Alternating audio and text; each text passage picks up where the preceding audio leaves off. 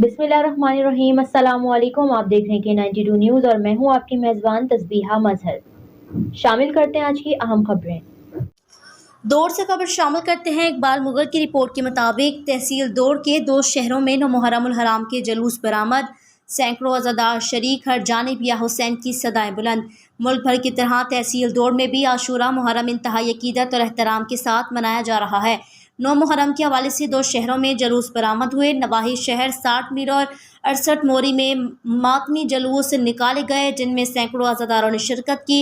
इन जुलूसों की सिक्योरिटी की इंतहाई सख्त की गई और जुलूस की हिफाजत के लिए कमांडोज के दस्ते तैनात किए गए। जुलूसों के दाखिली और खारजी रास्तों पर पुलिस की भारी नफरी तैनात की गई। तमाम दाखिली और खारजी रास्तों को खारदार तारों से बंद किया गया।